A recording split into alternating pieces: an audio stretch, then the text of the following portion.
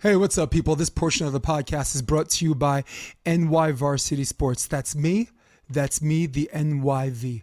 NY Varsity Sports, watching me, watching you. It's also brought to you by Beach Volleyball National Events. It's the greatest get notice showcase in the United States of America. We're in Florida, we're in Georgia, we're in Colorado, we're home based in California.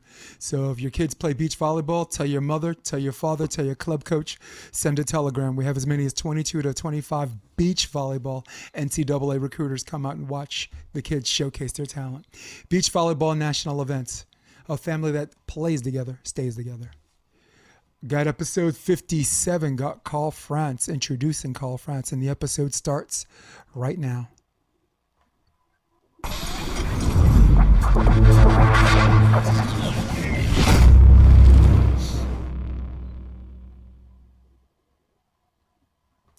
Wow, that was loud. Well, right, kind of blew us away. So listen, you people have asked and I deliver, because on my end, this is episode 57 of the Option Podcast, and I got to give the people what they want. Coach Karl France, what's good, brother? How are you, sir? How are you? It's always great to see another New Yorker. Yeah, no doubt, man. God, I can imagine. Every time I talk to someone that lives in New York now, I always think about when COVID hit and how it was like kind of this ground zero. But then, at least I'm reading right now, it seems like some things are turning back to normal. I mean, everyone's still wearing a mask, but you got kids walking their dogs. You know, little dogs are still fighting the big dogs in Central Park. You know, right? You still got people trying to find ways to play beach volleyball, which, as far as social distancing is concerned, and an exercise sport seems safe for them most. So, what are your thoughts as far as? I don't even know if normal is the word to use. How much have you progressed from one phase to the other in the New York, New Jersey area? And thank you for having me. I think there's a couple of different things that people need to understand. And one of them is that being in New York, we understand that most of us who are native New Yorkers, like I am, we understand that we are the epicenter for a lot of stuff. We're the financial capital of the world. A lot of people think that as New York goes, the rest of the country goes, you know, with little exception from Chicago and LA. And we understand that. So, to take it back a little bit further, I was around at 9/11, and I wrote a little piece on, and I shared it with a lot of people on Facebook and Instagram and all that stuff about what I did that day and how it affected me and affected the rest of my life. And basically, what I'm saying is that we just persevere. We just keep moving on. We keep moving forward. So when this happened, hey, you're going to telework. You're not going to work from your office. You're not allowed to come in. That was what the NYU idea was. And since we have a hospital within our university, it's like we got to follow what the medical people tell us. And I have not been to my office since March 16th. I have been to campus 3 times, and that's how it's going to be. But I think that people are starting to move around, but we got hit severely. I won't say we were the first group, because obviously there was a pocket of people in Seattle, in the Washington state area, but we got hit hard here because I think there's a lot of other issues that underlie the population of New York City, which is the people that are not wealthy, the people that are not healthy or wealthy, got this and could not fight this. The people that were coming into the country on visiting and they were trying to leave, those people got caught. And since we have so many Black and brown people in New York City that work the second, third shift, overnight shifts, that's not the easiest thing for them. So I think we got hit hard. And then when the great governor Cuomo decided to put all these people in nursing homes, that was another blip on a real problem for everybody in the tri-state area. But everybody persevered. I hope that we can move forward as a community, but it's going to be a long time before I think New York City gets back to what it was. It'll be a whole new place. New York City, Jersey City, Hoboken, Greenwich, Connecticut, all of it's going to be a whole different thing. Yeah, Harlem. Yeah. Harlem has got a real big problem because what happened, and I think, Jason, you can understand this. Yeah, I lived there for 10 years. Well, here's the best part is that, we're going to let all these low-level offenders get out of jail. Well, you let them out of jail, where do they go? So that was a real issue that nobody had anywhere to go. And I saw that in Jersey City, where I just saw all of a sudden people with winter coats on, and it's May. And I'm like, wait, we got some things going on here. And those are things that, as a community, everybody had to pitch in and do their part. So it's been very eerie for the first 2 months. And then after that, once summer hit and now it's fall, there's a new set of problems, which is, when do we go to school? Your high school, the high school that you used to coach at, those kids aren't in school yet. They don't go back until October. Oh, Hunter? Yeah. Yeah. Yep. It's unbelievable. Unbelievable stuff. It is unbelievable. And to me, like I said, the return to normalcy is, I think, subjected to the community, right? When COVID hit, Karl, I was like, you know what? The beginning of this, when it hits New York, it's going to be indiscriminate, because in New York, even the millionaires are living on top of each other. You live in these nice apartments, and as huge as they are, they're living on top of each other. So at some point, you got to leave your apartment. You got to send someone to the store, and I mean, maybe you have enough money to be a shut-in, but it's very, very, very difficult for people to move around without catching it. But like you said, how it affected poor people is where it started to hit more home, because at least the millionaires or the upper echelon, if they need to get the hell out of New York City, they got a place in the Hamptons, they got a place in upstate New York. They're going to drive out there, and they're probably thinking, okay, this isn't going to be over for a while, so let me just hunker down here. And if you live in Harlem like I did or whatever, it's all right, cool. I'm going to go to shit. Where do I go? Yeah, I certainly appreciate it. Bernard, one of my closest friends, and wound up with it. Yeah. And when he went to Harlem Hospital, I just went, oh man, this dude's dead. I said, he ain't coming back. You could go to Harlem Hospital. Yeah. Dude, you could go to Harlem Hospital with a dum-dum wound on your knee and die. What the hell you think COVID's going to do to you? So it was, my heart, I live in Hermosa Beach, but my heart beats for New York City. And as you know, I'm not that far removed from, and will never be removed from keeping longtime friends, longtime associates, longtime acquaintances. So which is included, but definitely not limited to, but definitely including you. For the people listening to the podcast, didn't do a full introduction. Karl France is the longtime assistant coach at NYU. His coaching experience, you're going to have to look up most of this, but I'll give you a brief synopsis.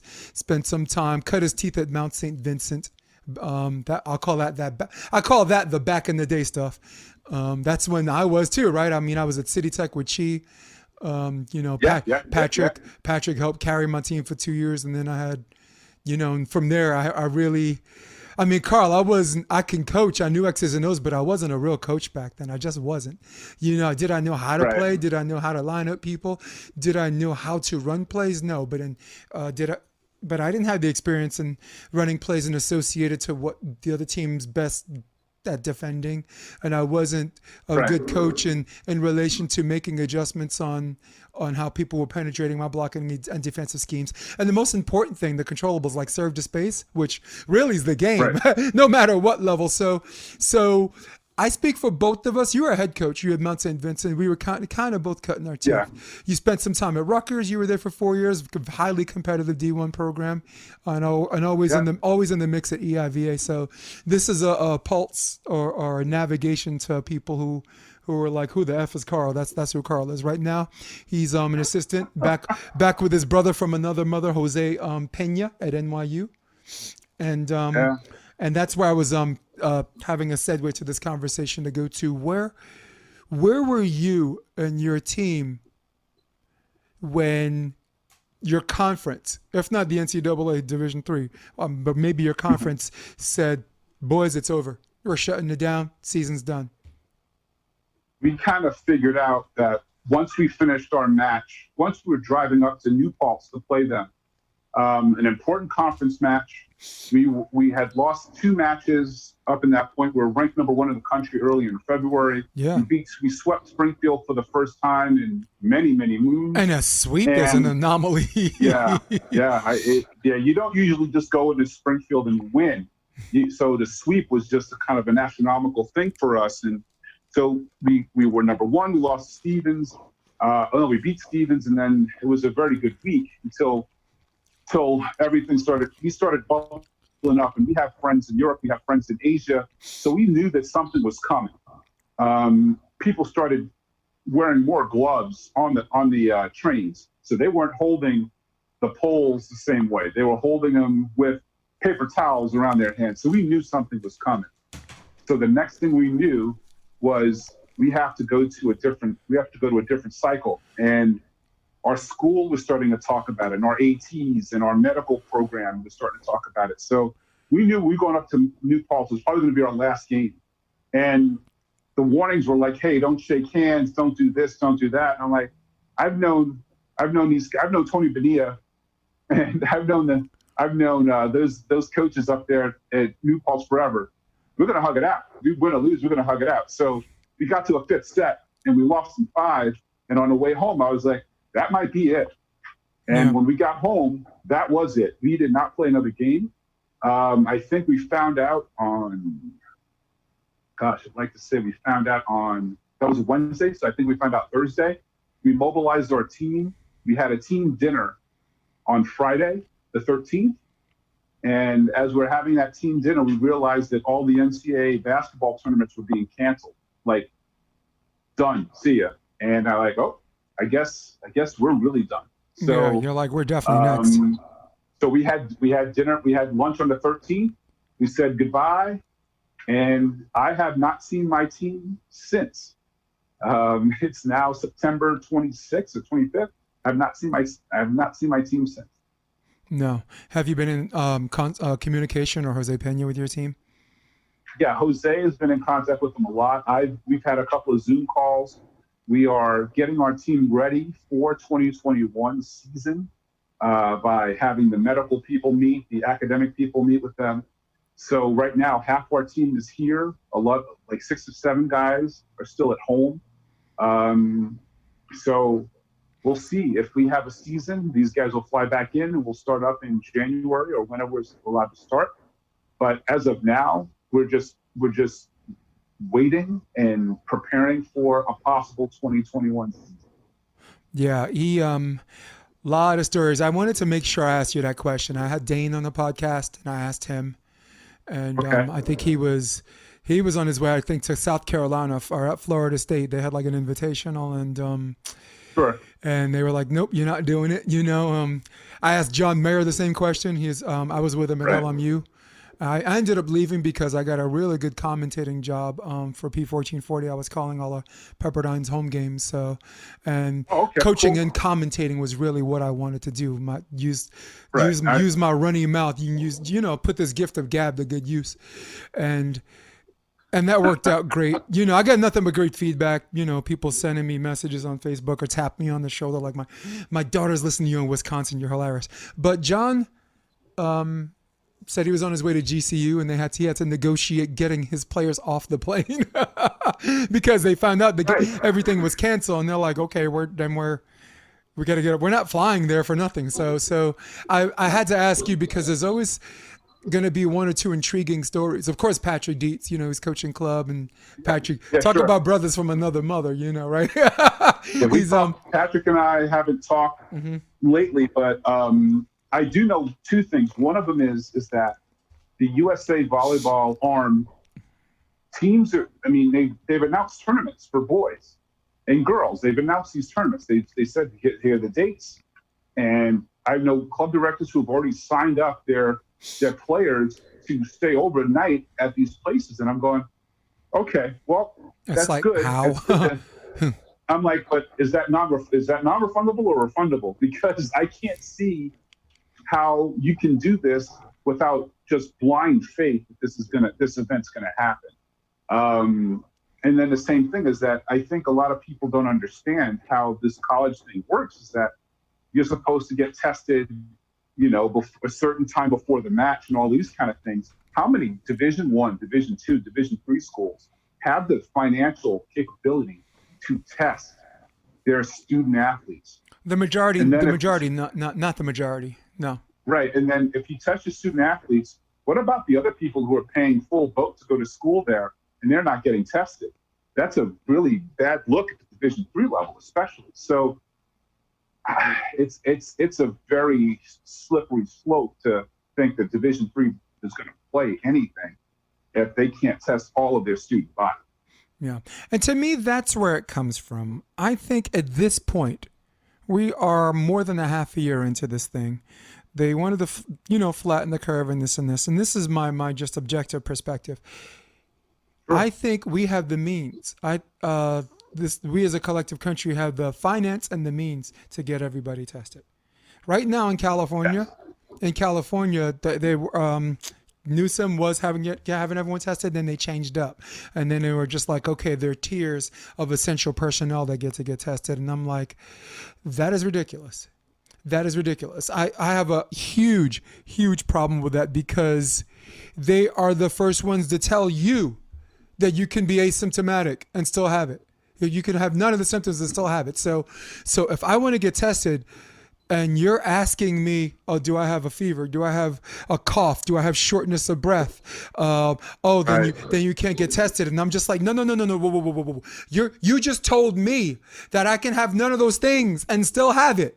So for me, if they want you to pay for a vaccine, Karl, they want you to pay for it, right? We got the disease for free, all right? We ain't pay for this disease. They gave that shit to us free of charge, okay? But if they want you to pay for a vaccine, which I don't have a problem with, some of my friends don't want the vaccine, but to me it's important.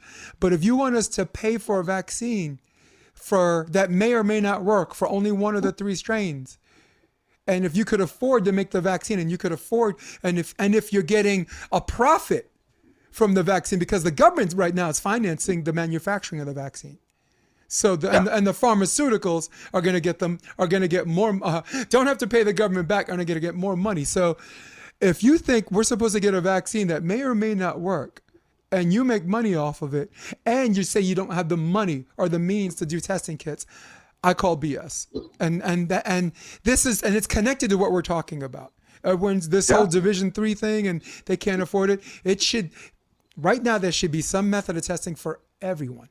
Especially they want kids to go back to school. How about move students up, whether high school or college or whatever? How about have students as a central priority, right? How about stop testing millionaires and billionaires 3-5 times a week who can exercise the option to stay home. They don't even They don't even have to go. So it's absolutely insane. You're right. LeBron James is getting, look, the NBA can afford the bubble. And at the end of the day, somehow, some way, capitalism is always going to win. Money talks and BS walks. So for them to create a bubble with 354 players and no positive test, they set the standard and showed the United States that we can create a quarantine to quarantine. Right? Tim Tebow actually argued with the SEC and what they're able to afford. Students are actually safer playing football from COVID than they are not. He made I'm not ready to make that argument. I just don't have the, when someone drops that in your lap and you don't have any data or anything that's to support or refute that. So, that's the first take thing. So, just weird. So the thing I liked about NYU, and I'm going to get back to NYU. Oh my gosh. You are always at the scene of the crime when they're having good seasons. Like this season alone, they were 12 wins in a row, I think is a school record, right? It might be. I haven't looked, but I'll take your word for it. I believe it was because if you consider NYU's schedule, And this is going all the way back to 1994 when I was at Hunter College for a cup of coffee. I was there for a semester and then whatever. I went back to Marymount. Richie Mercado. I get it. Oh, no. Bill Anderson. Oh, that's right. Notre Dame. He went to Notre Dame. That's right. Yeah, Notre Dame, and then ended up becoming Ball's assistant at IPFW. Right. But that was Greg Romulus as Denny Moy. Oh, Greg coached you. Yeah. Okay. It was Bill Anderson, Bill Anderson and Subash, and it was right. And it was Greg Romulus, David May, Danny Moy. Good team, Justin Stack, because Justin, if you remember, Justin freshman year then disappeared for 5 years and came back, in the 2000s to finish. But his freshman year was 1994. In fact, you know what? I got right here. I think I'm gonna zoom on this picture. I got a camera. Watch this. Right. I wish I could zoom in. There it is. That's the picture of all of us. Oh my. Yeah, that's well, the H is there, that's for sure, but that's a good. Yeah. Those guys, cool. I played with all those guys. Yeah, man, small world. I played against you or with you. Yeah. Greg was our hero. Greg was our star. Like they said his brother Rudy was a better player than he was, but if you just look at the data and the numbers, his brother played better, had a better college. Greg had a better college career. He still holds the record for most kills in a match. He's 61 for 98 with 5 errors. That record will never be broken. Not in the world of rally. No, we don't play side out scoring anymore. So there's no way. We were also the only one of 6 teams to make EIVA. There were 2 teams that made A flight. It was Vassar, who actually made the EIVA finals that year. The only Division III team to make the finals, which is I'm going to get to you guys in a minute, who lost to Penn State, who subsequently won the whole thing. NJIT back then was Division III. They're D1 now, but they were Tariq was with that team. Vassar had Brent Stark, so this takes you back a little bit.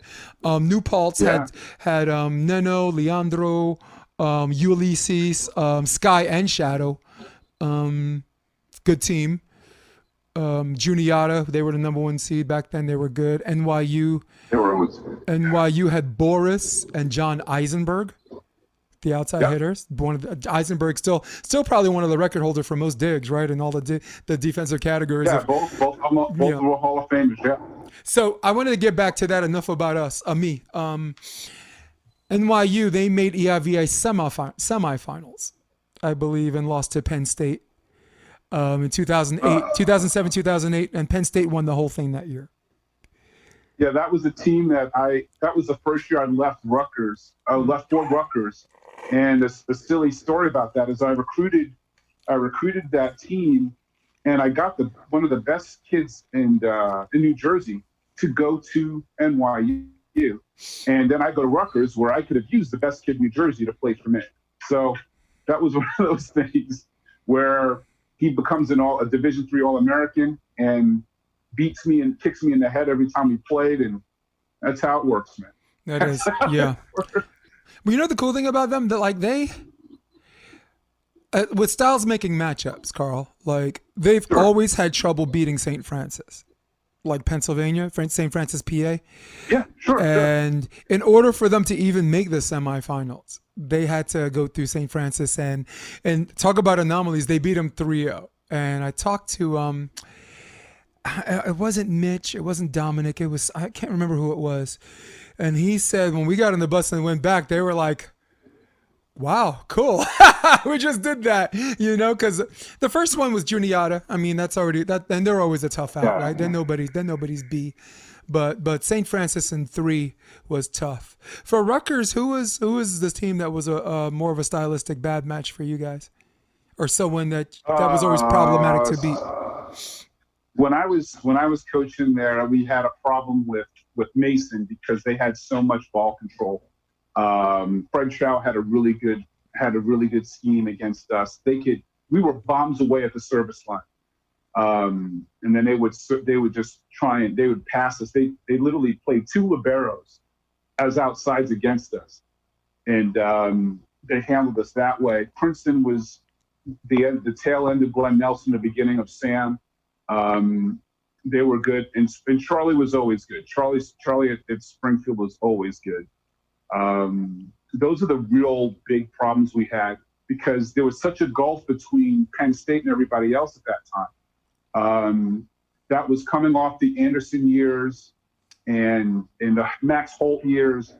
But the one thing that was the highlight of my career, I guess, was that we were in the EIVA, and since you were in the EIVA, you understand that they had these tiers, and it was European football, it was relegation and promotion. Yeah. And by the time I got to Rutgers, they had only 2 divisions, and that was the year that Queens folded up their program, and so did Stroudsburg. So we were supposed to go Concordia. Up. Right, but Concordia was earlier. Okay, sorry. In the same year, Stroudsburg and Queens kind of like said, we're done.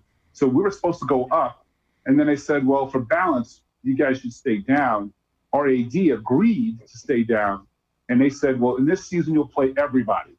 And I'm like, okay, great. So we played Penn State at our place at the Dome. It was a non-conference match, and we beat them in 4. And up until that point, nobody in the East Coast had beaten Penn State. Yeah. For many, many years. Yeah, they were the team that had early hotel reservations to the Final Four. Right, for the Final Four. Mm-hmm. But that was the year that we beat them. So I was like, to see the joy on some of the people's faces. And that was also the year that my AD called me in the office and said, hey, we're going to transition to Division III. So all of that happened in the same year. At least when your AD sends you out to hunt for food, you came back with the Thanksgiving turkey, and then he's like, well, from now on we're just doing liver and eggnog. Okay. That's kind of the thing. That's and it was a challenging year, but we got through it. Yeah. John with LMU, the only time his AD even went to a game was when we won the WCCs, where it was double elimination, and it was on the beach. So because a lot of the colleges have their own beach courts. LMU only had one. USC has like 3. It's awesome. The UCLA is building 3 or 4. So, but WCCs are always in Ocean Park on the beach. So Pepperdine always had an advantage because they practice in Malibu. I forgot the name of the beach, Zuma Beach. And they always do their invitationals. So when you have wind going ocean to strand, you kind of set up your strand set, how the hitters create their string like that to their approach. So, ocean side, it's going to be in and out, and then strand side is going to be like indoor, like out, off and on, the approach. So we knew it was going to be them and us, and they'd already beaten us. So what LMU had to do was climb out of the losers bracket, make it all the way to the finals, and then because Pepperdine didn't lose yet, you had to beat them twice. So the only time the AD came to any match was in LMU. That last day, LMU climbed out of hell, and then had to beat Pepperdine twice, and became WCC champs. So good feeling for him, and he gets the cool story is he gets the trophy, right, and everyone wants to take a picture, and he's like, he calls me over. He's like, Jay, come take this picture with me. And I was like, and I'm like, sure. So I take the picture. And while we're taking the picture, I left before that season started. That was 2019. In 2018, I was with him the whole year, pretty much up until he retired as a player in December of 2018, which is a cool question I'm going to ask you. And I mumbled to him, I'm taking the picture. I said, man, I wish I was a part of this. And he says, you are a part of this. He says, this doesn't happen. And that was pretty cool because from a coach's perspective, I got what he was saying. And it stroked my ego a little bit. And I'm like, I guess he's right. I do deserve to take this picture with him. So, because I left just before it started. So here's my question. You brought those ladies along. So, Yeah. It was quite the journey. When John got that team, they were 6-13. I joined them a year later. We were 22-14, and considering our schedule, that's pretty good. That's like NYU finishing 9 and 10 and still being the 5th seed for the EIVA because of the schedule. So, all right. If you remember the EIVA days, I'm like 9 and 10, the 4th seed in the EIVA. So there you go. I guess this is a segue to my next question. You're a former player and you're a coach. Yeah. I want to ask you, I'm going to give you a situation and I'm going to ask how it applies to you. And this is why I even mentioned LMU to begin with. John Mayer in 2018 in December retired on my show. I had a show called Sports Debate Tuesday. Not Sports Debate Tuesday, a volleyball the Tuesday after, before I started this whole podcast thing. And He said he had an announcement and he went, some people knew, but he wanted to do it on my show. He retires on my show. And I told him, you're now ready to be a champion. And he's like, yeah. I said, yeah. And I said, because in any major sport, you will never see a championship coach who at the same time is a full-time or part-time active player. They don't, that animal doesn't exist. Okay. And if he does, we need to go find him. We need to take him to the lab, and like dissect and see what that's all about. Cause that's a unicorn. So retires December 2018, April 2019, WCC champs. So I guess my question to you is, did you find more success as a coach when you're like, I need to spend more time doing this and not play as much? Was there a transition time where you felt the difference as a coach because you the dog out of you, and maybe the dog's still in you? So the floor is yours, man. Yeah, that's an interesting question. I would say that most of it is because you obviously can't play at a certain level anymore. So the last time I won a GBA championship was with Neno and some of those guys, with Suave, I guess it was. I think that's the team. Or El Peligro or something. Yeah. Yeah. So we were, I think it was 2003, something like that. It was a long time ago. Good team, though. Yeah, it was a really good team. But I can't say that I was playing at a high level anymore. I was definitely not playing at a level where I could play with the guys that were playing Empires, because Empires was still a big thing then, and all those guys. Yeah. So I think what happened was when I got a full-time gig, that's when I'm like, okay, now we got to treat this as a full-time job. So all those years I was at Mount Saint Vincent, I was part-time and I was still helping out with the Marymount School for Girls on different sports there. So I was hustling. And then when I got to the point of, all right, NYU full-time, okay, let's move forward. But yeah, I think I get my competitive juices doing other stuff. Like I'm playing softball now. I play even more softball. Like I would walk by you guys playing over by Sheep's Meadow, and I'd have my softball bag with me, and I'd just see who's there playing with oh gosh, who's the guy? John from 2020 Stossel. Yeah. And I would see you guys playing, and I just like, oh, okay, that's great. But I would never set foot on that court. Yeah, but you just recognize the family. I mean, right? Volleyball, more so than any, and more in New York City, more so than anywhere, is incestuous, where we all know each other like that. So. Yeah. So I think there's something to that where your brain goes into you go into a teaching mode as opposed to this is how I did it, so this is how I'm going to teach you how to do it kind of thing. You just have a different mindset. And the last person that I know of that was at a high level or a major sport was Bill Russell. He did it. And that was in the 60s. 60s. And he was crewed up too. Yeah. Right. So I can't see how I really can't see, and I even think Todd Rogers to a certain extent was coaching, and he was kind of had his toe in it a little bit. Now he's a head coach at Cal Poly, and I think his team is better for it too. So in that same realm of, well, I can still play with these AVP kids, and I can do this, but are you really doing the best you can by both? Right. Yep. Look who just interrupted my podcast. This girl has immunity. Sorry. Oh, okay. Well, then that's okay. She's got immunity. allowed. She's allowed. Braxton, look. So, all right, get out of here, girl. Daddy's got to work. Yep, she invades the command center. She picks the lock. But yeah, so I guess the reason why I was asking that, and you know, I talked to other coaches, but for me personally, one of my where I thought I failed as a coach a lot in a lot of cases was I would see my player get aced, and I'm like, you know, that wouldn't happen to me, you know. Or like he's trying to exercise a way to serve. Maybe he's loading up on his pop too much, and some people are going too much elbow back, elbow forward instead of hands high or whatever. And I'm like, well, you know that I serve that way. It works fine for me. What's the problem? So, and for me, you only realize this retrospectively, looking back, right, or present to past, that I failed because there are different physicalities, right, that come into play. Like I'm 6'1", but my wingspan is 6'8".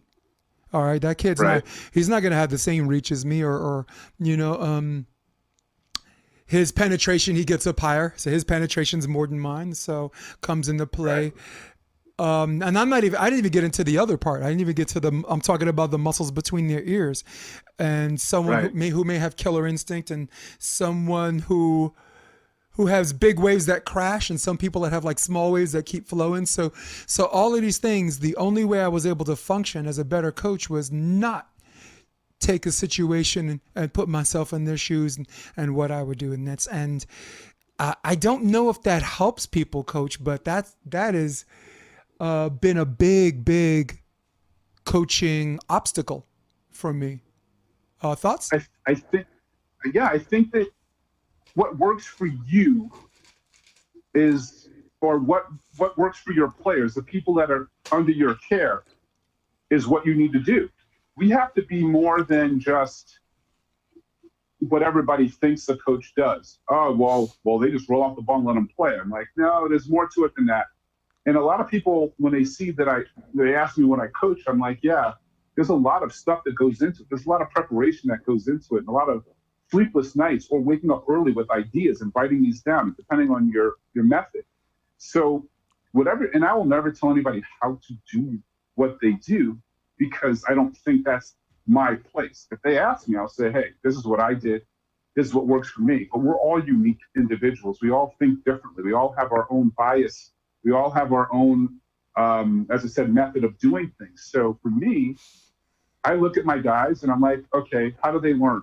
Do they learn by touching? Do they learn by visual? Or do they learn by doing? Or all of the three? You know, those kind of things. Can they write stuff down also? I guess would make it a fourth thing. But I need to figure that out they need to figure that out, help me figure them out so I can help them. It's a help me help you situation. So that's how I do it and I have to do it individually. And because the team is a collective, but it's made up of individual parts. So that's how I do it. And I think that your method isn't wrong. It's not bad. It's just, if you feel it's wrong, then you need to tweak it. Because I don't think, and then if your boss tells you it's wrong, then you have to tweak it also. Yeah, well, those are orders, but, right?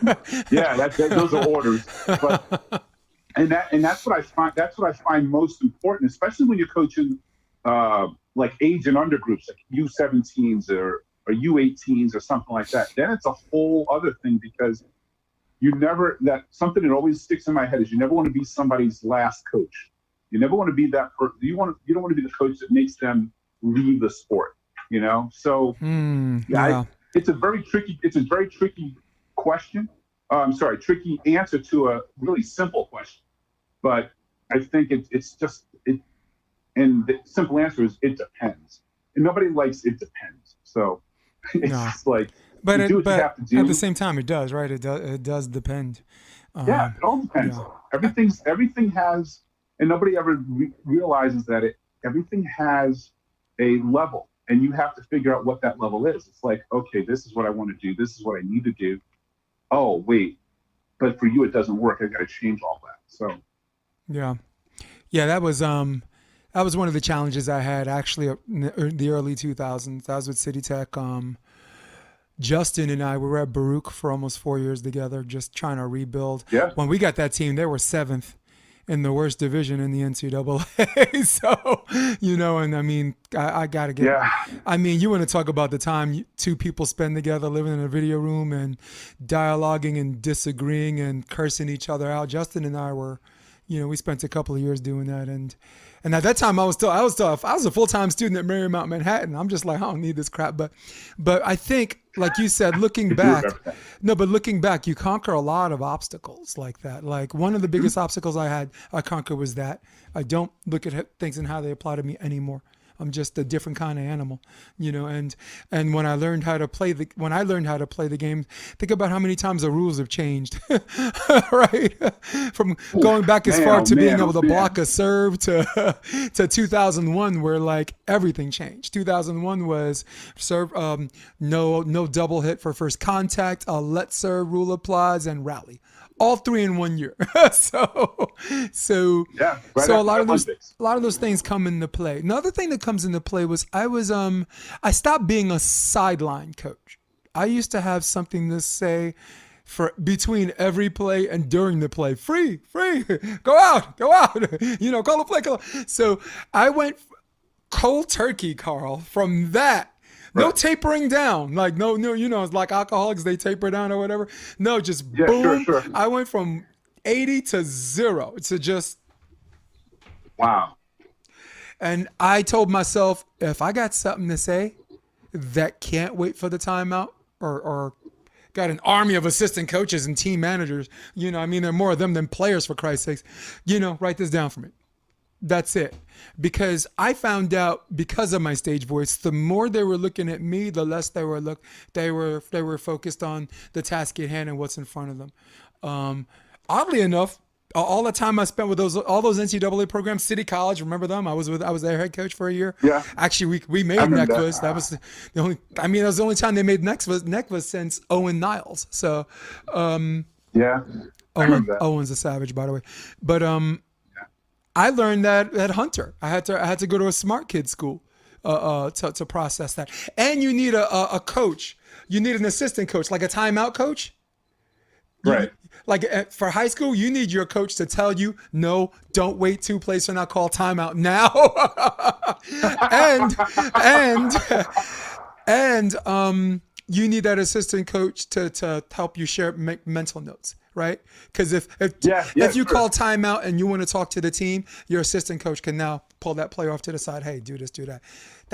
Those are the two things that made me level up. Because I already had the X's and O's. I already knew how to coach. I already knew how to play the game. And you watching a video, you're gonna know how to beat a team. You ain't gotta play everybody straight up. So all of that I already knew. And there were these 2 or 3 obstacles. I'm like, they got everything. We're the better team. Why are we losing? And now I figured it out. Sorry, you wanted to say something about not the timeout thing, but like sitting and not sideline coaching. You had a thought about that? It's interesting because we're both New Yorkers. We're both demonstrative. We're going to do things, and where we played and what we did, there's a lot of energy to those games. There's a lot of energy in that park. There's a lot of machismo, if you will, in that park. It's like and then when you're coaching your team, you want to coach a team almost like you played. If you're like you said, if you're a younger coach, and then you have to remember that the same fire that you have, they don't have. And I learned that as a head coach when I was at Mount Saint Vincent, and then when I had to take a step back, move the seat down to Jose, I just said, okay, how can I make this team better? Okay, let's make that team better. Then when I went back to being a head coach, how can I make this program rise? And then I came back and I was like, how can I make this team better and support my head coach? Even though I have now, as I'm probably the most experienced assistant coach in Division III men's volleyball. So it was a really interesting dynamic. And I said to Jose, I'm not going to talk in the huddle. You call a timeout, I'll talk to you, you talk to the team. Yep. We can't have. It's got to be one person. One voice. We can't have three voices. If after you're done and you're sending them out, I might go, hey, don't forget about this. Don't forget about this. Hey, we're going to bring out a blocking sub for you. Don't, those kind of things. But it's being a head coach is different than assistant. And I think a lot of people do not understand that sometimes. There's a big difference between doing the paperwork and not doing the paperwork. There's a big difference between taking that phone call from a parent and not taking that phone call from a parent, or talking to the AD and talking and just being in the shadows. And a lot of people can't deal with all that stuff. I've been blessed enough to be able to have have a good head coach to help me get to the next step. And then when I come back, then I can help him get his first National Coach of the Year thing. So I think it's all one of those kind of deals where we can all be good together. So yeah, but I learned a lot of things that you talked about pretty much back in the same time. It all depends on the level too. If you're coaching a college team and you're coaching a high school team, sometimes you need to give that energy to those young men. Whereas when they get to the college level, you already think they have that energy. And most of the times they don't. Yeah. For me as a player, you know the kind of team you have when if there's some chatter back and forth in the net, someone says something and you're like, okay, I got you next play. Watch what happens, right? And if your team gets aced the next play after that confrontation, okay, that's the kind of team I have. I ain't going to say nothing. One play later after all that, right? They ain't even got my back. I think me probably made them lose their focus where, like you said, we have some force games in Central Park, like, you know, like Byrne or Eugene Flacco is like, yo, if I talk shit, you back me up, you know? So it's like we're already mentally prepared to have his back. Yeah. Where some people, and I'm not casting any aspersions on people, not trying to call the other guys weak-willed. They're not. They're just trying to play the freaking game. I get that too. So, sure. Yep. So I really like to talk about your experience as an assistant coach. My question is there a level of comfortability being an assistant coach knowing that you don't have to deal with the other? I'll give you an example. Gustavo, right? My boy Gus, he's the assistant coach at USC. He's Dane's assistant. He was Anna Collier's longtime assistant as well. Yeah, sure. A lot of the volleyball clinics that they run, or a lot of the practices, or just some of the games. I was doing the beat, doing interviews for Volleyball 1-on-1. He said, absolutely not. He says, I'm your boy. You want to go get a drink? You know, and he says, you know, I'm there a lot for karaoke, your birthday party, you know, your birthday comes, you know, I'm always there. But the reason why I'm even an assistant coach is so I don't have to do that. So if you see what I'm getting at, to steering the question your direction, there are coaches, and I'm not going to talk about assistant coaches where you're like, you never even heard of them. And you're like, who the fuck is that guy? You know, I'll name names later if you want. I'll tell you a story about Pepperdine later. A little Conor McGregor there. That's yeah, exactly. Jeremy Stevens. Yeah, I flatten people. They don't get up. Who the fuck is that guy? That's the best line ever. Which, we got to talk about that this weekend too. But we got Adesanya and Costa coming up, and we had Woodley and Covington last week. We got to. We'll get to it. Yes. We'll get to it. So I'm not talking about the coaches who are the assistant coaches who are gifted a spot. You know, maybe they got bumped up the chain from director of operations to team manager. I'm talking about coaches like you. I bring your attention to Mario Tribic, longtime assistant coach at St. John's University. A lot of people just think he's a crabby old man that can't see. I tell him, why don't you watch your mouth? I met that guy in Barcelona in 1992 when I was playing in Germany. He was the head coach of the Netherlands, who won a silver. And he was also with the Netherlands in 96, who won a gold. And going further back, he was the assistant coach of the U.S. women's team in 1984, silver medal. So you're talking, and the assistant at USSR 88. So that's 3 silvers and a gold. But he always told Chi DiMaggio, if you ever coach a Division I team, I want to be your assistant. And when she told me that, my question to her is, I'm like, why the hell that someone has been doing this longer than you've lived, Chi. Never mind me, even longer than you've lived, would want to be your assistant. City Tech, Aldous Lucis was my assistant. Aldous Lucis went to UCLA. He's a 4th-string setter for, he didn't play because there was Karch and St. John running a 6-2. You ain't going to play if those two are there.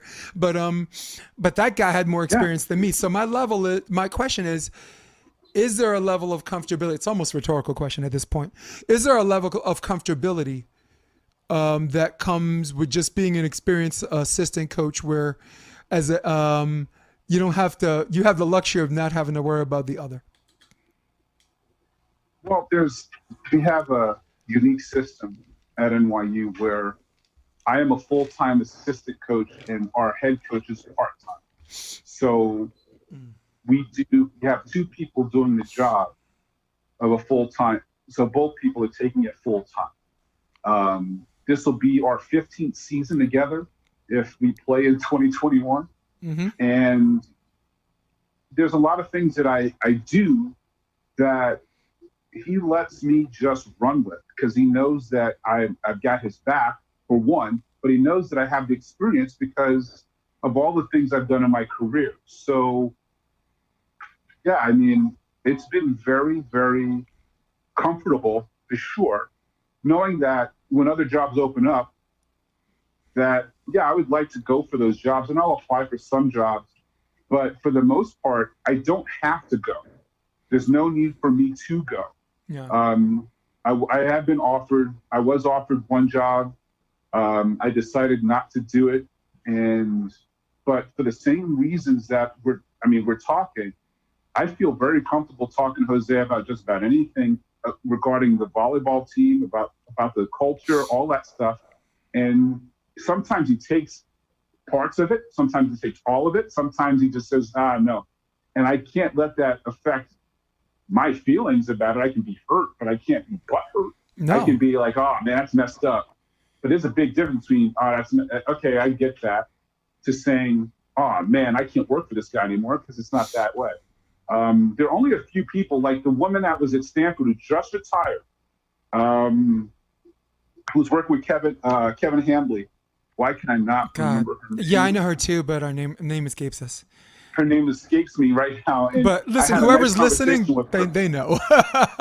Yeah, I mean, she was there through all the years. She left Pacific, and then she went to Stanford, stayed with him, and then when Kevin came, she stayed.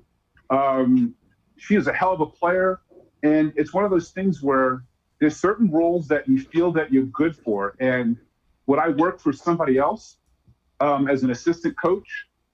Yes. It depends on who it was, because I would work with some other people if the opportunity was presented, because some people I think are really, really good at their job, and I can help them be better at their job. So yeah, I would do that. Like, for example, if Columbia had a program tomorrow and somebody I knew applied for that job and they say, hey, Carl, I know you live in the area. Would you want to be my assistant? I'm like, absolutely. If I like that person, we had a good relationship, say absolutely. Mm-hmm. Let's talk about what we need to do. So, that's knowing what you do well, I think is just as good as knowing what you don't do well. And sometimes people shy away from what they don't do well, so don't get better. But sometimes they shy away from what they do well and just take it for granted that they do it well and not work on that either. So there's a lot of things to that. But yeah, I feel very comfortable in my role with the Violets. It's been a very, very interesting run to last in the Division III era, because when I came back, it was the first year of Division III volleyball. Yeah, the reason why I asked that is because I notice a lot of the programs that enjoy that success more often than not have an assistant coach that has, as far as quantitative experience, has just as much as the head coach, and in some cases more. Like Mario, assistant coach at St. John's, bad example. I'll pick another example. 10 times the experience Mario forgot more than that coach will learn. That is what it is. That's true. Sometimes you consider a failure experience. I consider experience, right? Success or failure. Jeff Alzina, who was the assistant coach for Stein Metzger at UCLA. Jeff Alzina was Stein's coach when Stein played in the Olympics. So, Right. and Jeff built Greece because they were the host. He built their beach program in a year and a half so they can play host. So, Right. and now he's at Santa Clara because that's where he's from. So, like you said, as far as the right situation and timing is everything. Oh, he's like, I'm coming home. I'm going home, and I have a lot of coaches that I respect a lot, and he's the one I've known for the least amount of time that I have a ton of respect for. Like, you know, he was doing color commentary for one of the courts for the AVP when I did that 3-week series, and all everybody was talking about was him because Kevin Barnett, who I worship on the indoor scene, Kevin Barnett takes you on this journey and you get filled with all this information and past history. He's just absolutely terrible on the beach. He's like this god for indoor, you know, and we all love and respect him. He's like the modern day Paul Sunderland, okay, sure. but I'm gonna skip him because I always feel like I'm criticizing that guy, but Alzina, right? As an example of someone who has probably just as much experience. Anna Collier knows the game, but when you consider you have Dana as her assistant and Gustavo as the assistant, as far as the X's and O's, I think that's where their strengths play to the needs of USC, which helped them enjoy success. We can go on and on. You can pick a bunch of examples. I was Eater's assistant, John Jay, right? For a year. Right. Right. I was Eater's volleyball coach when he played at City Tech his freshman year. So. And sometimes you have to have that person that you can just turn over, you can look at and say, hey, what do you think here? Mm-hmm. Yep. And you're like, oh, okay, yeah, I got that. Yep. I mean, so when John Thompson took over Georgetown, John Thompson the third took over, who was his confidant? His father. Who's better than that to know Georgetown basketball than the guy who pretty much put Georgetown basketball on the map? Yes, John Thompson. For you people listening at home, 3 times at a Final Four appearance and an NCAA championship, and probably would have gotten another one if it wasn't for a freshman named Michael Jordan who hit the winning shot against them. Or Fred Brown doesn't throw the ball away, but we won't talk about turnovers. Yeah. How about this for a tidbit? Because we share the same sentiment of student becoming before the student athlete. So I'm going to plug in John Thompson, an interesting stat that I mentioned on my sports debate show with Rob McLean.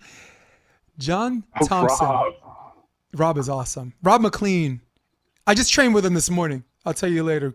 And training with young dudes in Hermosa Beach, man.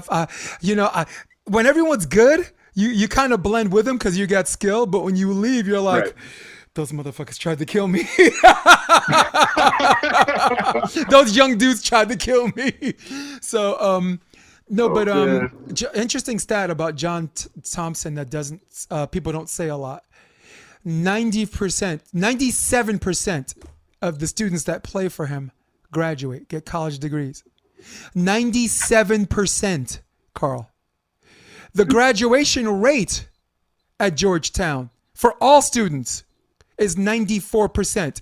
He is on the head coach of a basketball team. And I sound like I'm a bash basketball players. They don't seem like the smartest people in the world sometimes, right?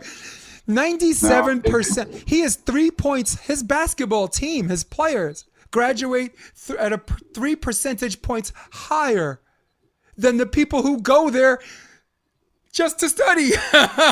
Yeah. And in those days, nobody left early. Patrick Ewing didn't leave early. The only one that left early of note was Iverson. Father, right? He was a father, yeah.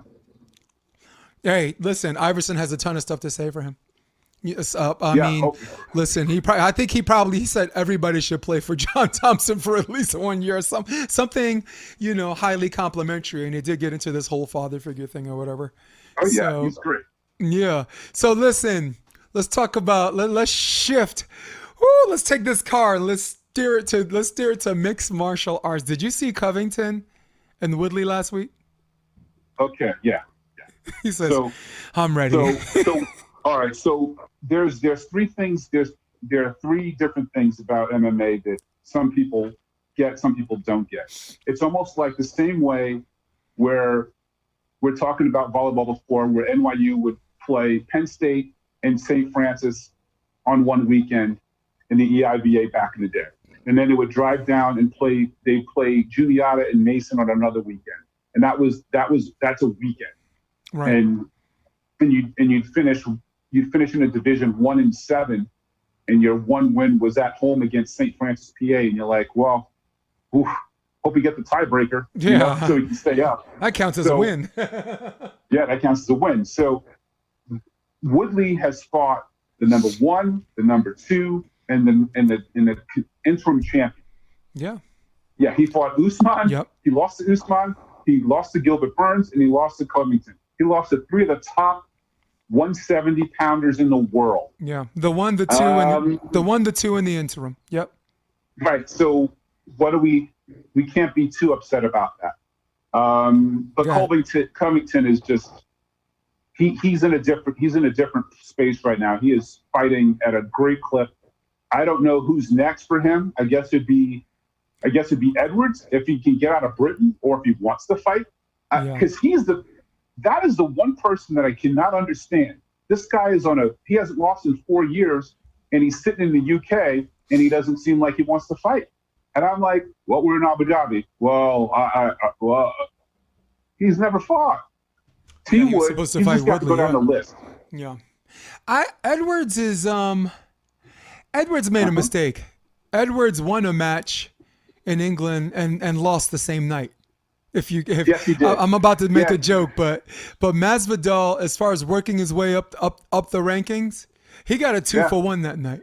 He knocked out Darren Till, and then backstage having the interview, Edwards, popped off a little bit. First time, he let it go, and he did it a second time, and then Masvidal, what did he say? I gave him a 3-piece and a soda, and that's what he said. He said, pat, pat, pat, pat, pat, pat. I was like, when you saw the video, I was like, wow. I'm actually going to search it while we're talking about it. You know how long ago that was? That was so long ago. Yes. That was almost a full year ago. Yes. Edwards has not fought since, and we can't blame COVID for this. No. He's just, my gym wasn't open. I'm like, yeah, well, okay. Well, stay there and let the world pass you by. Here it is. Hold up. Jorge, unbelievable. Absolutely unbelievable. You walked into that arena with a lot of boos.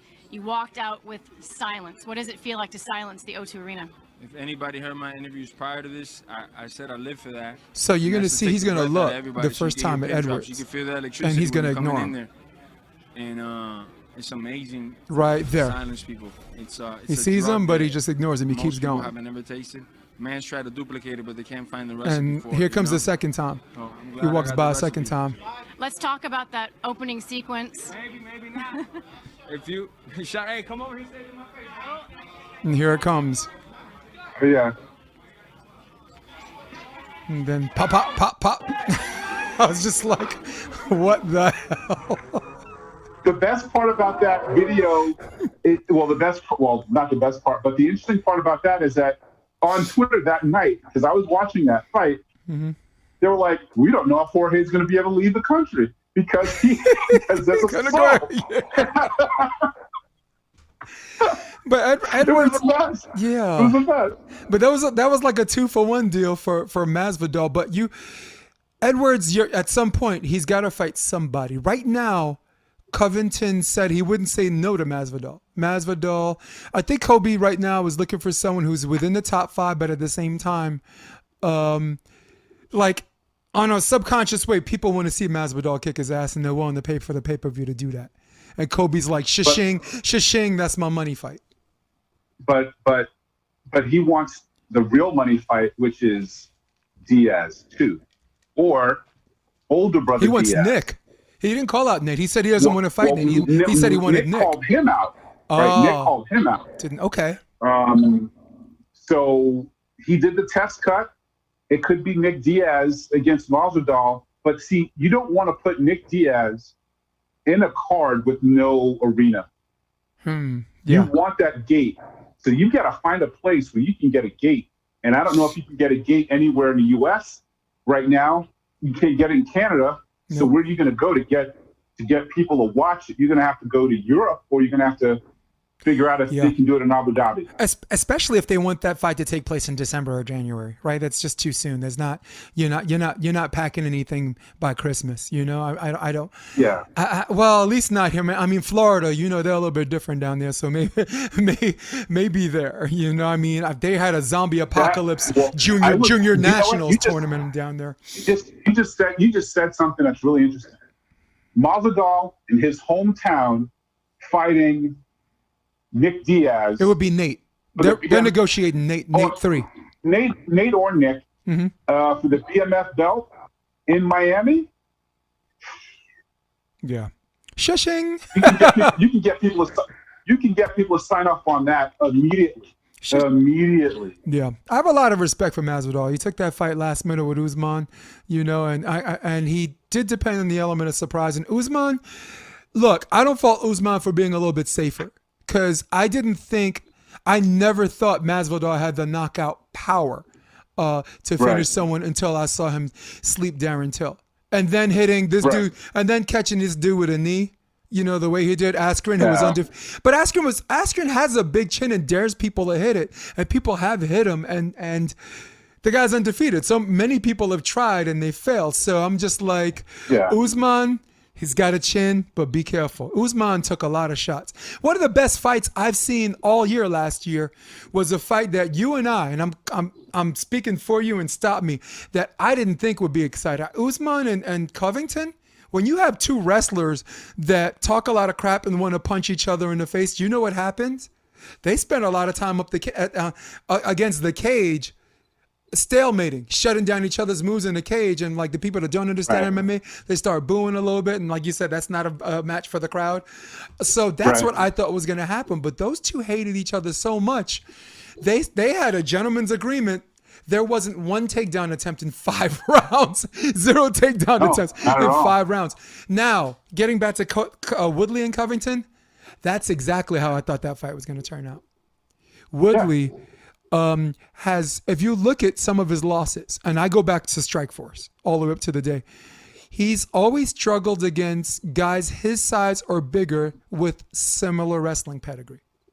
If Rory McDonald wasn't an All-American, but he is an MMA wrestler.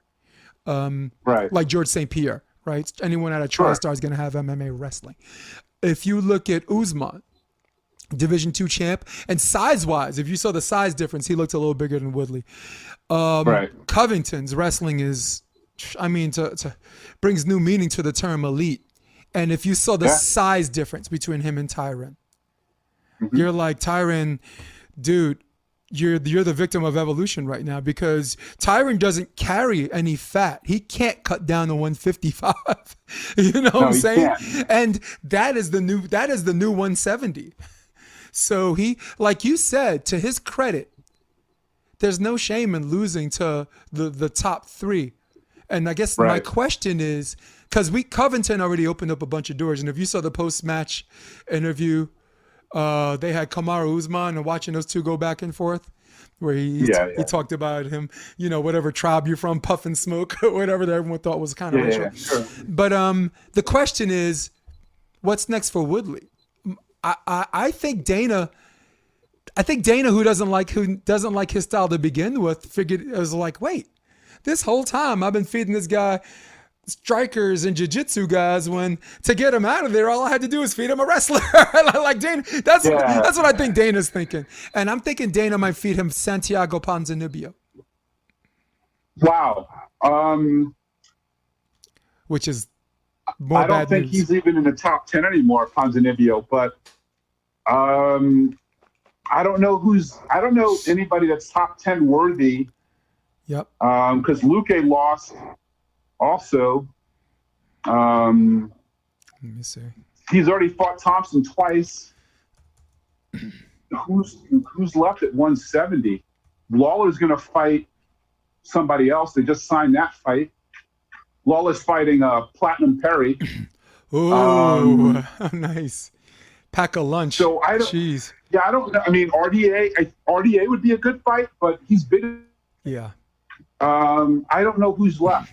RDA don't catch a break, man. RDA does not catch a break. Fought a lot of people. Yes. I'm actually have it Lot of right great here. fight. Bantamweight, featherweight, lightweight. Here's welterweight. Let's put it up for a sec. Let's take a look. Covington fought, Burns fought, Leon Edwards. They could run that back. Maybe that's a match that he whatever. Stephen Thompson, he fought twice.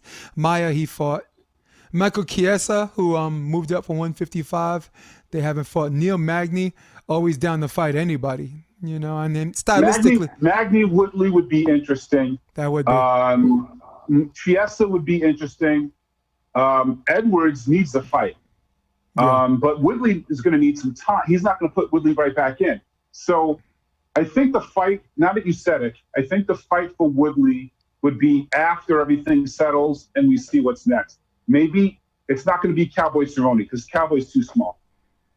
Cowboy might be done after that match too. I mean, sorry. No, I don't think he'll let him go out that way. Yeah. And I don't think you can just take a guy who's never fought. Like I was listening to somebody else say this. I can't see that how they're going to take a guy who's never fought in anything less than a co-main for the last 7 fights. Yeah. And then all of a sudden Woodley's out of the organization. So Woodley's going to fight again. It's just a matter of who. That And is. you're right. I just don't know who it's going to be. Maybe Edwards can't fight until February, so maybe it'll be Woodley Edwards. I wonder why Ponzinibbio fell out of the top 10. He did he lose one that I didn't know about? The guy won like 6 in a row. I know that Luque lost, but then he just won another one, so he's on his way back up. Yeah. So maybe they meet in the middle. Maybe Woodley Luque meet, but Stephen Thompson's been sitting there for 6 months not fighting. So he helped Weidman get ready for his fight at 185, but he hasn't fought. So it's time for him to start fighting too. And Yeah. maybe it's Woodley, maybe it's Chiesa against Thompson. Because I think Magny's already fought Thompson. Yep. Yeah, it's going to be interesting. But T Wood is going to have to wait and see how it sips out. Yeah. And his ribs too, man. I mean, you know. Yeah, he's out for 2 months easy. What a nasty move by Covington, though, right? I mean, if you look at how he had the guillotine choke, what they teach, what a lot of these wrestlers do, they tuck their chin, and if it's a side guillotine, they tuck their chin and they take the top of their head, right, hardest part of the body, and what it's designed to do is to dig in here and just. I mean, no one thinks it's gonna break, but it's almost like checking the kick with the knee, with the patella, right? Sure. It's only designed to make someone put someone in a lot of discomfort, pain, and what. I just didn't think it'd crack a rib. It's just I think Woodley used that same position to try to get up. I could see how it cracked, right? Because he had it like this, and as soon as he tried to sit up, it's almost like he put more pressure on himself and that head. So some of it was Woodley, but if you look at the whatever and the way people combat the guillotine and tuck their head until they could pop out, nasty, savage move by Covington, huh? His kickboxing's a lot better now, Covington. Yeah. Well, he feels more confident in his hands now because he fought strikers like RDA, where he knew if he got in trouble, he could just close the distance or whatever, and he knew he had the reach on RDA. So I watched him fight RDA, and I watched him fight certain fighters. And Kamaru, what the hell was that?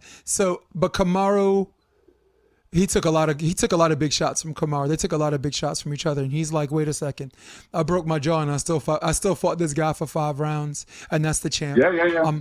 You know, Woodley. Oddly, the crazy thing is Woodley had a 2-inch reach advantage, but we both know it's about how you use it. Yeah, he just didn't get off first, and he didn't get off first at all. And Colby was right in his face the whole time. Didn't let him breathe. No. Used his legs, used his stance. When he took him down, that was it. Because Woodley, remember, had one of the best takedown defenses in all of welterweights, and he went down fairly easily. Yeah, he did. Well, the first time Woodley even pressed the issue, like took the center of the octagon, he got taken down. Right. Yep. So after that takedown, and then, you know, I mean, he was in the middle, you know, hands up, throwing leg kicks, you know, shots to the body. I'm like, oh my God, Woodley looks, you know, Masvidal helped him prepare for that fight, which probably wasn't the best choice because you don't prepare against a wrestler by hiring a striker. No, but maybe in hindsight you don't. Yeah. So actually, here's the cool interview they had at the end. All right, so you got a call from the president. You got to finish over Tyron Woodley. You said you had a great So this camp was and the you fought interview way that he you had wanted to. with Woodley So now I've afterwards. gotta ask you, And now of course, the that UFC he's set it up working more here like tonight, in he's on the studio desk. is What Kamaru would you Usman. like to say to him? Marty Fake Newsman, you got so lucky last time. You know what happened 2 days before? That was the biggest, worst fight of my life. That Look was at my worst Usman. night, and that was your best night. Wait till the next time I see you. There ain't going to be no cheap shots. You're not going to be able to call fake nut shots. You're not going to call fake eye pokes and get 10 minutes of timeout and get a fake stoppage. I'm coming for you again. You know who was winning that last fight. You're on borrowed time. This is my time. I'm getting my big. Guess what? You're fake news. No one cares about you. No one cares about you. You do? You're pathetic. Do you care about me? No, yeah, because you got the worst decision in the history of the sport. So No, it many wasn't a bad calls decision. against me. I No. finished you. No, you didn't. I stood right up. That wasn't I even close. broke your No, face. Marty Fake Newsman, you're full. You didn't break my your face. I got face. right up and protested Look it right at away. me. That was a Look fake at me. stoppage, fake I ref, broke fake your fight. Wait till I see you face. next time. Wait till I see you next time, Marty Fake Newsman. You're dead. You're dead. Am You I? got unfinished business. Really? You better show up. Really? I'm coming for you. You said that last time. What happened? Yeah. wait till Yo, this- You better show up. all of that prepared material was destroyed by Kamaru Usman saying, "I broke your face." He got, he had a whole bunch of material he had planned out because you could tell. Like look, my major in college was theater. All right, theater performance. I know when someone has rehearsed material, and I know when something's organic, especially by an amateur. And all Usman had to say was, "I broke your face," and he got And he heated. just like said, "No, you didn't break my face. I got right up." Yeah. And then, because I listened to that the next morning. I just started laughing because Megan O'Leary played it well, and the president called, and it was great. But look, Covington is going to fight probably once more. He's going to fight probably between now and February. And this Burns-Woodley fight Usman fight has got to get happen. picked up. I would like it to happen by the end of the year, but I don't know who's healthy and who's not. I would assume that Burns is healthy. They already scheduled the fight. Did they? Yeah, they already scheduled the fight. I don't know the number, but I'll pull it up. Oh, so it's it's got to be December. Yeah, maybe even earlier. I'm gonna find it for us. Let's just look up UFC. Because I know that you got two belts going this weekend, and then the following month is who's the following month? Let's I don't know who's headlining the next pay-per-view after that. Should be Wei Li Zhang again, but I don't know when. And then you got Volkanovski who's out there. Yeah, they're targeted. Woodley and Burns is targeted for UFC 256 in December. Okay. Yep. Okay, that's awesome. December. Boom. So I'm excited. Like that. And that's it. Let's take a little time. Let's talk about these two. Yeah. Yeah. Ooh, we got a pretty good card. We got 2 titles on the line this weekend. Let's start with the main event. Rob McLean is he's more of an MMA purist than he is like a franchise guy. Like he'll watch Bellator, he'll watch LFA, and he'll also watch the UFC. So I feel that. I watched one championship. Yeah. Oh, one. I started watching one more when Demetrius went. Yeah. I was like, wait a second. This franchise has like just as many fans as the UFC. They're freaking global. They are. Yeah. They got money to burn. Great. The greatest trade in mixed martial arts, man. Everyone was happy. Dana was happy because he never liked the 125-pound division, and he finally got an undefeated wrestler that wanted to test his mettle against the top competition. Demetrius Johnson took the UFC as far as it can go. He's already beaten everyone, including the guy who beat him by split decision, which I thought Demetrius won, but I'm biased. So I'm biased. Yeah, I can't help it. So who wins, Costa or Adesanya? I think Adesanya wins. I always think that the one who's pursuing in this fight will not catch Adesanya. Adesanya is literally Silva 2.0. So unless unless Adesanya throws a kick and breaks his leg like he did against Silva, did against Weidman. Yeah. Or he starts fooling around, which I don't think Adesanya is going to do. I think he wants to beat him. If he beats Costa, there's nobody. The next person is the guy who's standing and waiting is Cannonier. Cannonier's the guy he said he wanted to fight. Cannonier, right? Yeah. Right. So Cannonier would be next. So that would be good until can maybe fight Costa, later. But yeah, it's going to be very interesting. I think that fight's going to be bizarre. And the thing about Costa is that he's got the Cejudo dude in his corner. And he's a really good, smart, tactical man. And he has a unique look with the white glasses and the whole 9 yards. But yeah, coming out there with the white belt this morning at the weigh-ins was at the face-off was really interesting. Yeah. So I do like the fight. I think Adesanya wins though because he just has more skills. He's shown off more skills, and I think he might be able to choke him out because just because you're a white belt doesn't mean you don't know how to sink in a guillotine choke or a head and arm choke. Yeah. So. Well, if you're a Brazilian Jiu-Jitsu black belt and you're on the ground and you get hit in the face, you become a white belt. Right? There's Jiu-Jitsu competitions and there's MMA. Someone says when you're on the ground and they punch you in the face, you're a white belt. Okay, well, I take that for sure. What do you think is going to happen? I think Adesanya wins. I think it is a 5-round decision.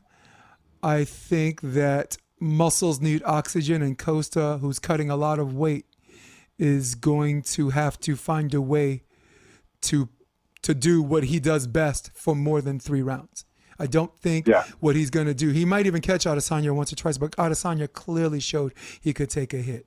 He took shots from Tavares, who has strong knockout power. Kelvin Gastelum sleeps people. Yoel Romero is still remains, in my opinion, the scariest fighter at 185. So he finds a way to shut down these guys who carry a lot of power. So he doesn't fear the power, but like you said, don't be too disrespectful because even someone less powerful hits you the right way, you're gonna go to sleep like Anderson. Anderson got caught because Anderson Silva has a strong chin. You've seen him get rocked a lot and never knocked out. In fact, how many times, right? That's just that one, by Chris, who had or knocked out in that fashion. I've seen him I've seen him get submitted. Yeah, I've seen him get submitted, but that was 100 years ago. And that was someone who jumped in the air and did some kind of airplane spin, which yanked them both down to some kind of crazy leg lock. It was, I don't even know what the hell the move is. So I like Adesanya because I think you're going to clearly see Costa's hand speed diminish. You don't see him throw a lot of leg kicks. You don't see him throw a lot of body kicks, which I think would be beneficial, but he might surprise us. But that's why picking these things are fun. I got Adesanya, 5 rounds to 0, 50-45. Hey, light heavyweight titles up for grabs. Dominic Reyes and Jan Blachowicz. Well, I saw John Jones's first Cormier fight. I was there in the stands. I was there in Vegas for it. Yep. And Cerrone was on that card as well against Miles Jury. That was hilarious. He kicked him in the butt for the last 10 seconds. He soccer kicked him in the gluteus maximus. Yes, he did that. He was just mad because he's looking for a finish. Disrespectful.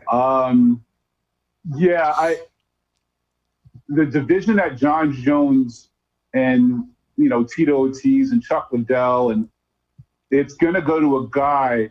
I think this is a toss-up because I think the Polish guy, I think Blachowicz is going to just show us some things that we haven't seen. He's been pretty much under the radar, and I don't count the Rockhold fight at all. I just don't. So,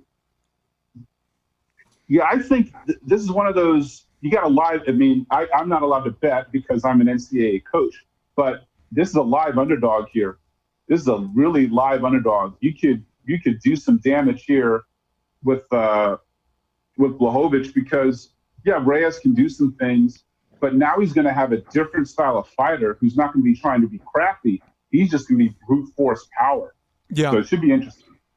I think it's interesting because Blachowicz, like you said, he always comes up with something new, right? I mean, he's got a good submission game. He's got a good ground game. He's got power in both hands. You don't count the Rockhold thing, and rightfully so. I mean, you consider a guy who's only fought twice at 205 and already had a suspect chin. I mean, he is a fighter that not only has gotten knocked out before, but continues to fight with his chin up and daring people and daring, I mean, he still thinks he has this aura of invincibility. Like, I can, whatever they have to throw at me is not going to be hard enough to hurt. Boom, you out again, And that happened to him against Romero. That happened to him against Michael Bisping, which if he did his fucking homework, probably wouldn't have happened. People don't know this. Michael Bisping is left-handed. He fights right-handed, but he is left-handed. So that whole left hook Larry reference is because he's lefty. And when the hell has Michael Bisping ever slept anyone? So I mean, that's just a testament to you. In fact, I want to say this before I even continue. I blame Luke Rockhold for killing the 185-pound division. Him sticking his chin out and Michael Bisping knocking him out. What happened after that? Bisping's like, I'm the champ. I'm just going to chill. 10, 11 months? I think I'm going to fight Dan Henderson. He's 47 years old. Cool. In a fight that was razor close in England. I'm going to wait another half year. Oh, who else am I going to fight? I think I'm going to fight this guy who fought at 170 and has been retired for 4 years. And you lost to that guy. And I don't blame Michael Bisping. I hold Luke Rockhold accountable, and he must pay for his activity and his gross negligence in mixed martial arts. It's all your fault. All right. Now, with that being said, I go with Dominic Reyes. He's a more complete fighter. Clearly showed he can dish it and take it. I'm not going to say there's no doubt in my mind that he beat John Jones, but if I just had to score it by the rounds, the way judges are supposed to score it, I thought he won 3-2. I thought the volume of punches and who had momentum at the end, like if you're going by pride rules or whatever, or like who looked like he was going to finish at the end. John Jones. Yeah. But in the way you score these 10-9s and 10-8s or whatever, I actually thought he beat Jones. Yeah. But listen, you don't get to where you are with Jones if you don't have one or two matches that are going to be razor close. Like Santos, that was a split decision, but I don't see why. I thought Jones won that. Gustafson, everyone thought Gus won that, but I don't see that. I thought Jones won 3-2. So, Anthony Smith, he got hit with an illegal shot. Anthony Smith could have sat down and actually won by disqualification because it happened in the fourth round and he didn't. So you got to dodge a few landmines if you're going to be this champion that only lost one match, which, by the way, we both know is DQ against Matt Hamill, which I thought was one of his best performances. That was John's most dominant performance, was a loss. Yeah, no kidding. Steve Mazzagatti, like, can you hear me, Matt? And I'm like, no, he can't hear you. Why? Tell the people listening. Tell them why Matt Hamill couldn't hear the ref. Because he's deaf. Well, he's deaf. Yeah. He can't hear you, Steve Mazzagatti. Can you hear me? Yeah. No. Yeah. Oh my God. Yeah. I forgot about that. But how scary is that, right? You got blood in your eyes, you're getting beat up, and now you lose most, if not all, your vision, and you can't hear. So, I mean, if I got to watch a documentary about Hamill, man, and just maybe he can convey how scary that is for him, But I got Reyes. Okay. I got Reyes by submission. I got Reyes by rear naked choke. Who do you got? You got Jan, you said? Oh, you're not betting. I'll take the flyer on Jan. I'll take the Jan TKO, third or fourth round. Yep. All right, cool. Last but not least, since we're still on it, and we can use this to steer another direction, Covington basically, he said something funny that I didn't think that was overtly racist. He was just teasing a Nigerian guy from a tribe, like, I got a call from the president. What did your people from your tribe do? Did they send you smoke signals or whatever? And everybody found that overtly racist.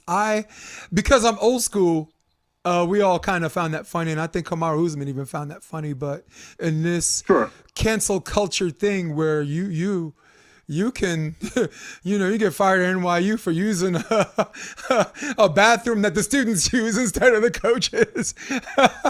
You got to sidestep some landmines, right? Yeah, for sure. Carl took a poop, canceled, fired. So, but that's not what I was getting at. He basically referred to Tyron Woodley as a terrorist sympathizer. Because in Tyron's pre-match interview, he kept referring Black Lives Matter in the form of Marshawn Lynch's "I'm here so I don't get fined" like type style. So he answered every question with Black Lives Matter and a reference to that. So Kobe called Black Lives Matter a terrorist organization and called Woodley a terrorist sympathizer. And I thought that sparked more controversy than the funny comment about, the tribe and all that other stuff, especially by a guy who already cleaned his clock. The guy's going to talk, right? He got his jaw broken, sewn shut, and he's still talking. So it's not like you're ever going to shut him up. So I guess the question is, did he steer himself into a direction where because in this political climate where people are going extreme left and extreme right, did he steer himself in a direction where people who are voting for Trump no matter what are going to support him, and people on the extreme left, that maybe even if you don't support BLM as an organization or lack thereof, you support BLM as an idea. So do you think he's helped Trump hijack mixed martial arts?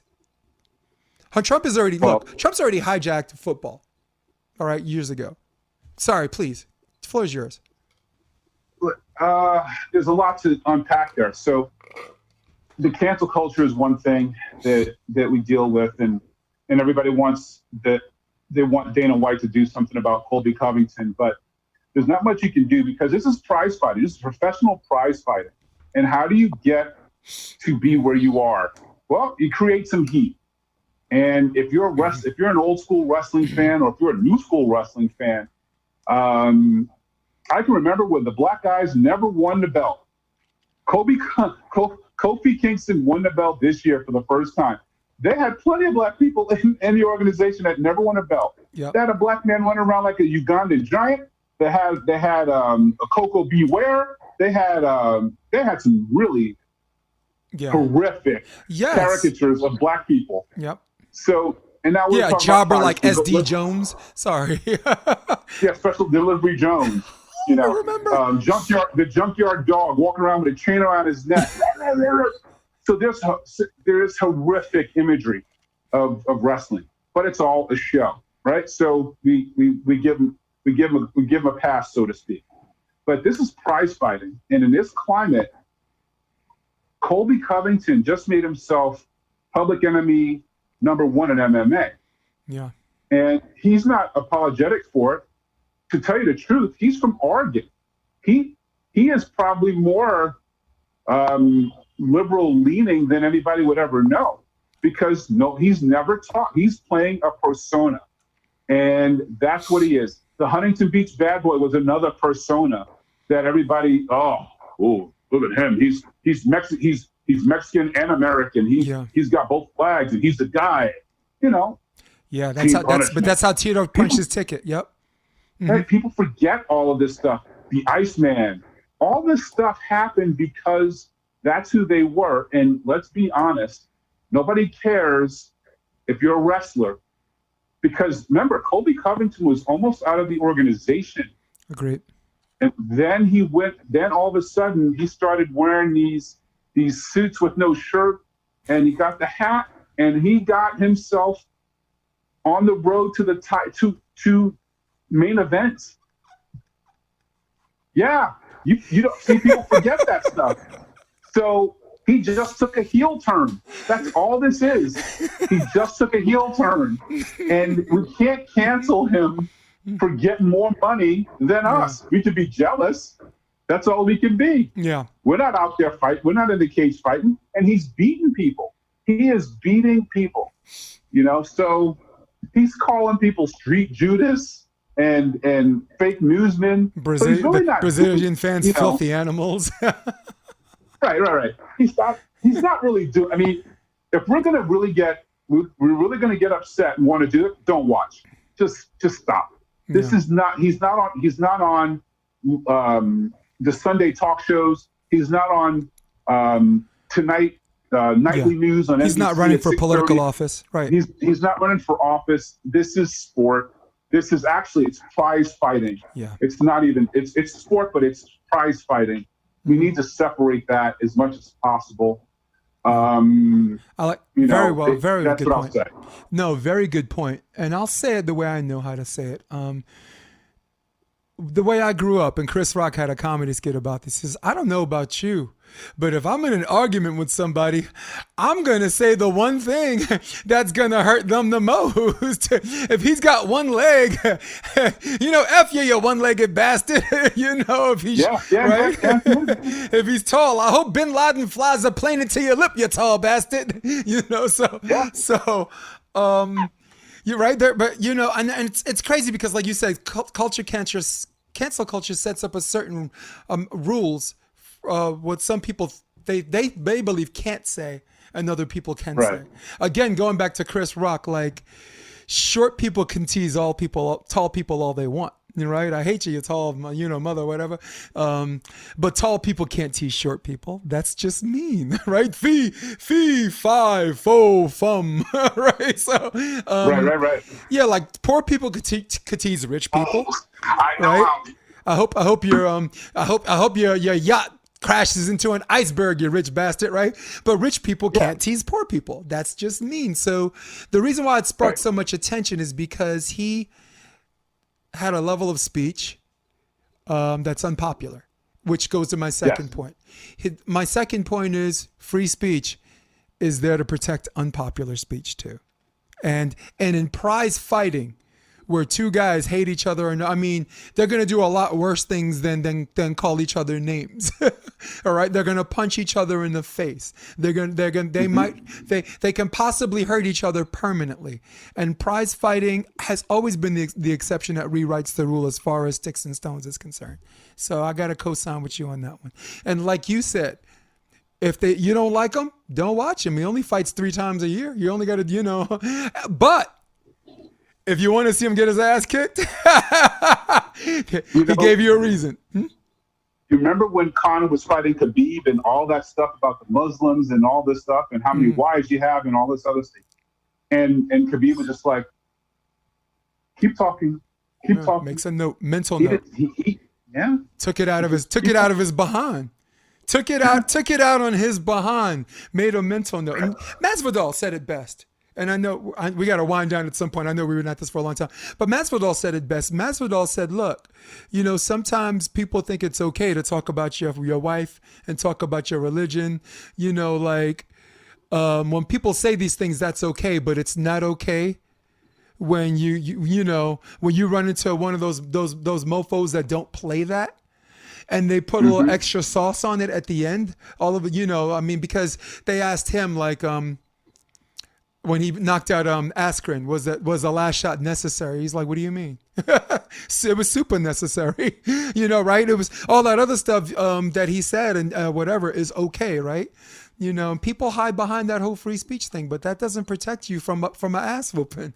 It protects you from government persecution, but it doesn't protect you from other free speech, right? Laws of the street. Yeah, man. So, last but not least, you are my last 12 episodes. You are the 8th African American I had on my podcast, and I don't know if it started by coincidence, but now it's emphasis because I want more attention and awareness brought to African American players, African American coaches, and African American commentators. And to his credit, one of the first ones to step up was Chris Austin. He sat for UC Irvine, and we talk all the time. And you want to talk about a young brother that's all about business? He ain't about all this MMA and frills and chatting and conversation. That dude is all about his product and his bottom line. Mad respect for him. So, and we were always cool, but I didn't know he'd pick up the phone and say yes. So he was the first one. And then Dane called me just randomly, "Hey Jay, what's up?" And I'm like, "Dane, you want to come on the show?" He's like, "Sure." So got him. So got Greg Faulkner, who we all know and love. You see him in nationals all the time for OCC. He's a Cal Northridge guy. I think his freshman year was Jack's senior year, middle. Got who else? Fallon Fanoy Moana, right? She's half black, half Samoan, so she identifies. So my question is, and my hand's not forced, but it's a question of convenience. In this political climate, what is your stance on Black Lives Matter as an idea in contrast and comparison to the movement? The reason why I'm asking this way is because there are a lot of protests that turn out violent. And some people say, "Oh, it's Black Lives Matter" because they're carrying a banner, which I don't always subscribe to, right? What, they throw up a BLM sign or something, you idiot.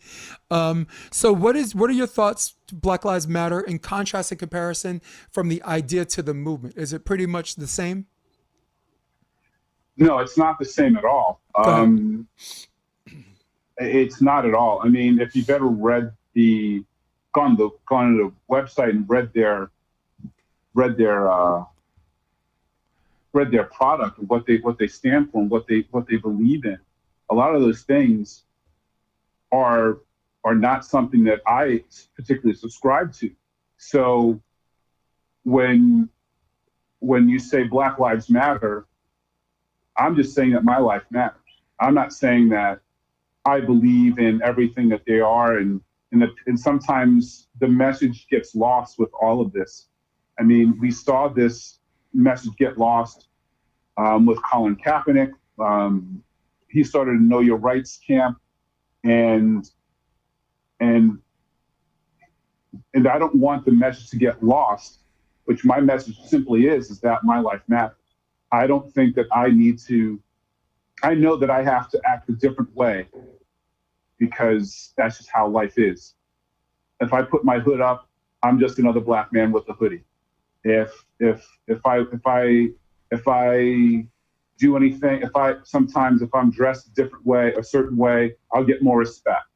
That's not how things should be, but that's how things are for people who are black or African American or West Indian American or what have you. So we've had many talks about this, and I will say this succinctly. I believe in certain things that is on their platform, but all of their things I cannot abide by. So I've got my own issues that I have to deal with in my own community. And I think that's where I have to leave it, is like I have to deal with my stuff. I have to deal with my stuff, and I have to deal with my family and making sure that they're safe, as opposed to whatever is on that platform. So that's pretty much it for me in that regard. And I have friends who are cops, as I'm sure you know some NYPD. Yep. You probably know some some fire department people. I know those people. We play in an underrepresented sport, right? So we already know that there's not a lot of people like us in the gym or in the coaching ranks or as mentors or anything like that. So we have to kind of cultivate our own way through this. So to that end, I make sure that if I talk to somebody about anything with the sport, I do it with respect to the sport and respect to them. But I was also a high school swimmer. I swam at Brooklyn Tech. So I was always in a different spot. You went to Brooklyn Tech? Cool, man. Yeah, I'm a tech guy. So I'm a tech knight, rather. So it's one of those things where I do not identify with the movement. I identify with the cause, but we know for a fact that other people or many causes in the past have been subverted by other things. It's not conspiracy. It's not It's not, oh, Carl's making stuff up. I'm like, no, it's just truth. It's just truth. So. Very well said. I co-sign on what you said on a whole bunch of levels, in a sense that I think I believe change happens collectively. There's no one person that does it, but I think collective change starts on a small scale first. I think when you go from 0 to 60 and just try to go from here all the way to this big scale, and not everybody has the same mindset or the same mission, then you're going to have one name, but like 6 different directions, and everybody's like, oh, I thought, like BLM, I thought they're this, or I thought they're that. And I think that's where the movement became so big so fast. You got people that make rationalizations, and you got people that say they should be held accountable. And I think the truth is on one side of or somewhere in the middle. Whose side of the middle? I'm always going to lead more towards BLM, because the idea that Black Lives Matter and that the unfair incarceration and treatment of Black people should always be the common denominator. This is not something on a small scale. This is not like some people. One of my friends is like, out of all the problems we got going on, this is not a big deal. And I said, it is not a big deal to people who are not affected by it. My friend was white, and I'm like, dude, you're white. So I don't blame you for saying that, because it's not a big deal to you because you're in an environment where I'm not going to use the word, no, I'll use the word white privilege, fuck it. You're in an environment where it doesn't affect you. So of course it's on a small scale.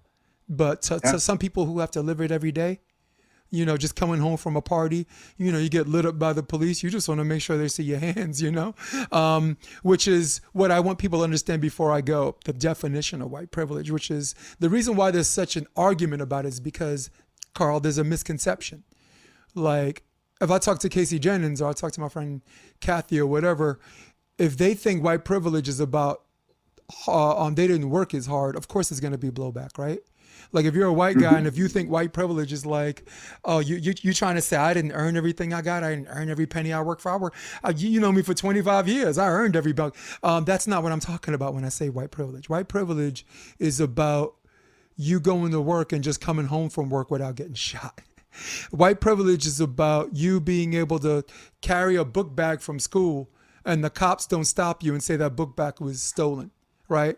And then, and where I'm going with this, right? That kid, Jay-Z did an awesome documentary on it. This kid gets hauled off to jail for allegedly stealing a book bag. And they say, if you admit you did it, we'll let you go. Which is why a lot of people have criminal records. And then, of course, when someone gets shot in the back, they're like, oh, we had a criminal record, but you don't want to delve into that. And you sure as hell don't want to delve into the cop's past, right? Whether he had whatever. So this kid I'm talking about, he could have just owned up and went home, but he didn't want to do it. So he didn't do it. He couldn't afford the bail. His mom couldn't afford the bail. And for everybody listening, guys, and I'm going to give you the story in a minute. God, his name, I'm so angry sometimes I forget people's names, but he was in jail 3 years without a trial in Rikers Island, 16 years old, 15 going on 16 years old, in jail for 3 years. And the district attorney's office filed a motion for continuance. And basically it was their way of saying like, oh, if you don't want to play ball with us, we're going to keep you in here until your trial comes. And the only reason why he got out is the docket somehow wound up on the judge's desk, and the judge is like, wait a second. Pretrial confinement. What? 3 years? Get him out, right? He got out. A year later, he kills himself. He commits suicide.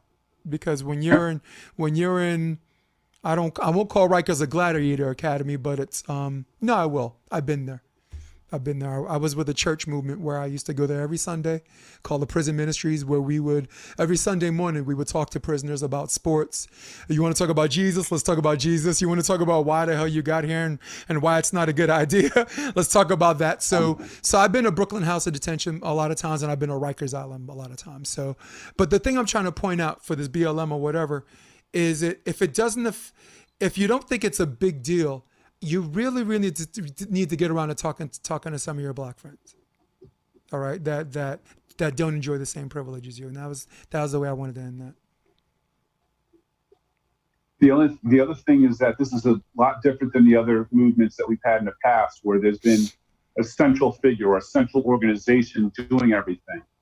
So in the past, my parents' generation, Martin Luther King, young Jesse Jackson, Stokely Carmichael, all those people were doing something. But now who is the singular person that you align yourself with this movement of this Black Lives Matter? Well, since you don't have anybody, you just look at these 2 people or 3 people who started this Black Lives Movement matter, and then you can't talk to Colin Kaepernick. No, he's already been disparaged. So there is no one. So right now, it's kind of a ship that's rudderless, and you've got all these things going on, and no one can. There's not one safe passage. There's nowhere for safe passage on this. Right. Yeah.